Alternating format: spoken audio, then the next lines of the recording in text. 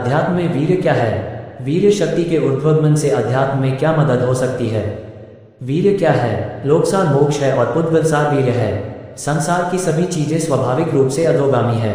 यदि निश्चय कर ले तो केवल वीर्य ही ऊर्ध्वगामी हो सकता है। इसलिए ऐसे भाव करने चाहिए जिससे वीर्य ऊर्ध्वगामी हो और अंततः आत्मा जागृति के बीच पड़ सके। परम पूज्य दादाश्री ने वीर्य के बारे में स्पष्टता से समझाया है। आइए जाने। दादाश्री, ये सब खाते हैं, पीते हैं, उसका क्या होता होगा पेट में? प्रश्नकर्ता, रक्त होता है। दादाश्री, उस रक्त का फिर क्या होता है? प्रश्नकर्ता, रक्त से वीर्य होता है। दादाश्री, ऐसा? वीर्य को समझता है। रक्त से वीर्य होगा, उस वीर्य का फिर क्या होगा?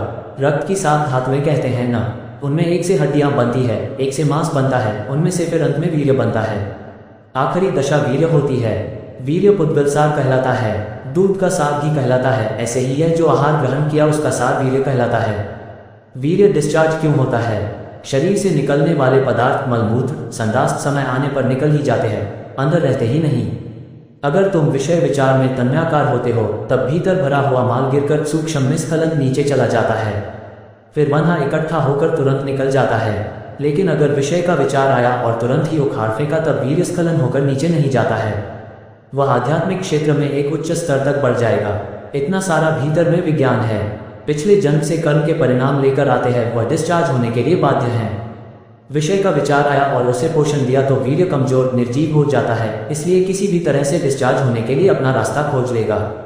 परम पूज्य दादाश्री ने यहाँ विस्तार से वीर्य के स्खलन के विज्ञान के बारे में बताया है।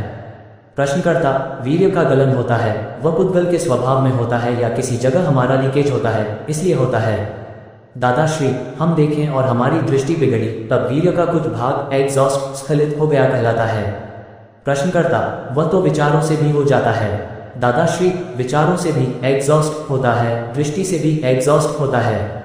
वह एग्जॉस्ट हुआ माल फिर डिस्चार्ज होता रहता है। प्रश्नकर्ता, पर ये जो ब्रह्मचारी हैं उन्हें तो कुछ ऐसे संयोग नहीं होते, वे स्त्रियों से दूर रहते हैं, तस्वीरें नहीं रखते, कैलेंडर नहीं रखते हैं, फिर भी उन्हें डिस्चार्ज हो जाता है, तो उनका स्वाभाविक डिस्चार्ज नहीं कहलाता? दादाश्री, फिर भी उन्हें मन में ये सब दिखता है। दूसरे, वे आहार अधिक लेते हो और उसका वीर्य अधिक बनता हो, फिर वह प्रवाह बह जाता हो, ऐसा भी हो सकता है?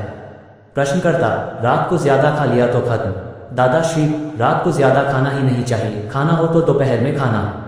रात को यदि ज्यादा खा लिया तब तो वीर्य का स्खलन हुए बिना रहेगा ही नहीं। वीर्य का स्खलन किसे नहीं होता है?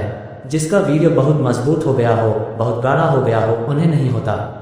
ये सब तो पतले हो चुके वीर्य कहलाते हैं। प्रश्नकर्ता, मनोबल से भी उसे रोका जा सकता है ना?